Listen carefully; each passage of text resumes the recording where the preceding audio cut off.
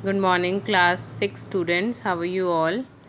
So, welcome back in your social studies class. And yesterday we were doing the solar system and sun, planets. We have already discussed the chapter number 1 of geography, and today we'll discuss the next part.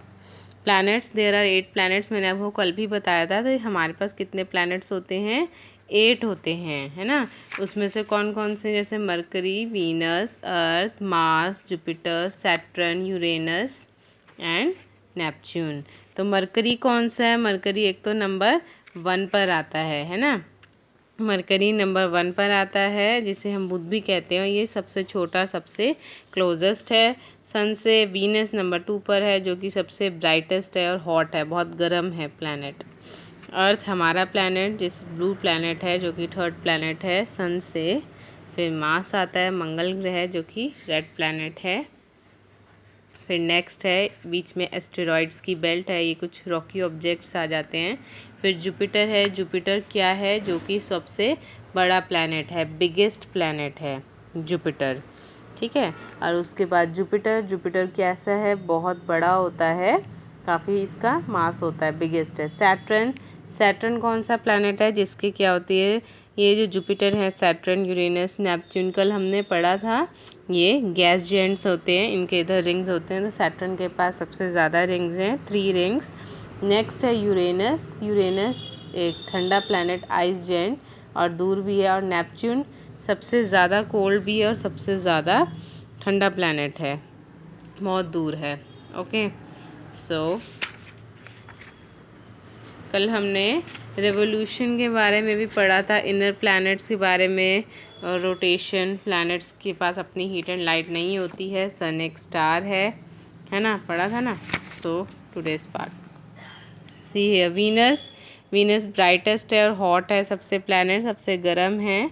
और Mars, जिसे हम red planet भी कहते हैं। और Saturn को largest number of rings हैं इसके पास, सैटर्न के पास।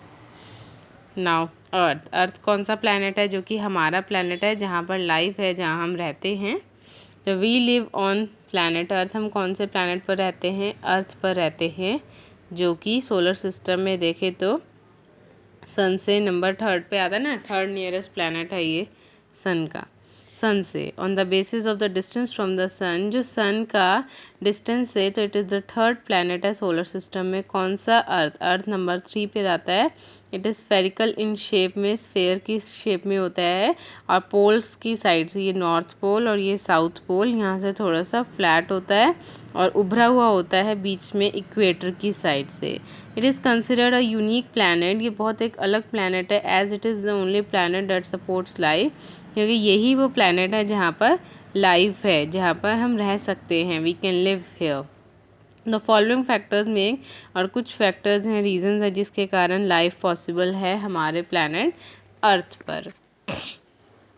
सी, due to the adequate distance of the earth from the sun, its temperature is neither too hot और नॉट टू कोल्ड। मतलब दूरी है 150 मिलियंस किलोमीटर की, हमने कल भी यहाँ पर पढ़ा था, है ना।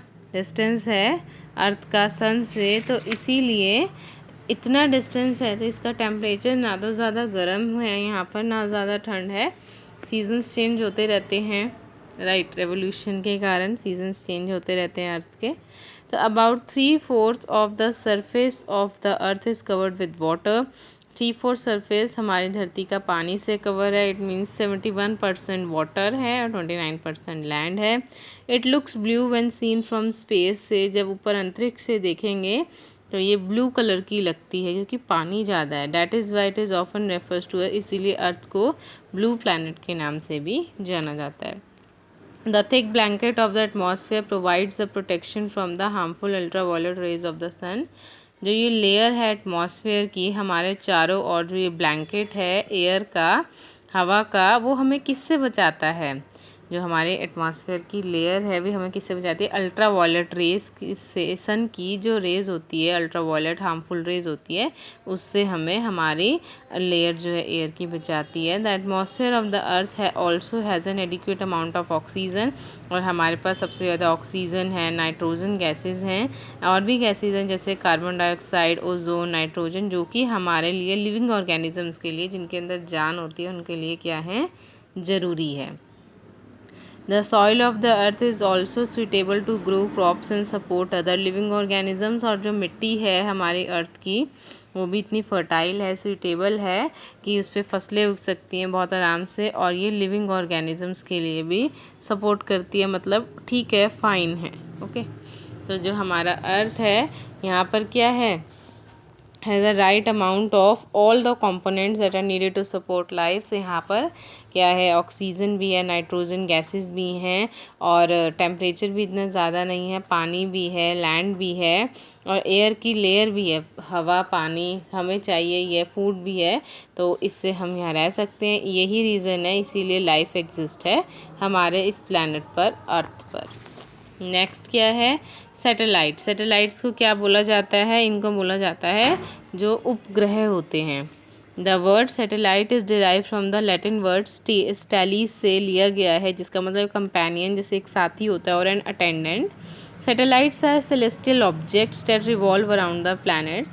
सैटेलाइट्स वो सेलेस्टियल ऑब्जेक्ट्स हैं जो कि प्लैनेट्स के चारों ओर चक्र लगाते हैं। ये हेवनली बॉडीज़ हैं जो कि प्लैनेट्स के चारों ओर रिवॉल्व करती हैं, घूमती हैं, और ये प्लैनेट्स जैसे सन के चारों ओर घूमते हैं, तो इस तरह सैटेलाइट्स प्लैनेट्स के और स्टार्स के चारों ओर रिवॉल्व करती हैं। लाइक प्लैनेट्स के पास जैसे अपनी हीट एंड लाइट नहीं होती है, और वो सन की लाइट से ही रिफ्लेक्शन शो करते हैं, रिफ्लेक्ट करते हैं, इसीलिए different planets have different number of satellites. तो हर प्लैनेट के पास अपनी अपनी सैटेलाइट है, और किसी के पास तो नहीं भी है, तो डिफरेंट प्लैनेट्स के पास अपनी अपनी सैटेलाइट्स है, अपने अपने उपग्रह हैं। मरकरी और वीनस के पास कोई भी सैटेलाइट नहीं है। Satellites are also called moons, नहीं है कोई उनके पास जो उनकी स्पेस में हेल्प करे। तो मरकरी और वीनस के पास कोई भी सैटेलाइट नहीं है। अर्थ के पास एक ही सैटेलाइट है जो कि मून है, और मार्स के पास 2 हैं, फोबोस और डीमोस। जुपिटर के पास सबसे ज़्यादा है 79, सैटर्न के पास 61, यूरेनस के पास 27, और नेपच्यून के पास 14 सैटेलाइट्स हैं। तो प्लैनेट्स तो पहले 9 होते थे प्लैनेट्स, अब हमारे पास 8 हैं। 8 में से 2 के पास तो कोई भी सैटेलाइट नहीं है, अब बाकी के पास उनके अपने मून्स हैं। So rest part will discuss in our next video. Thank you.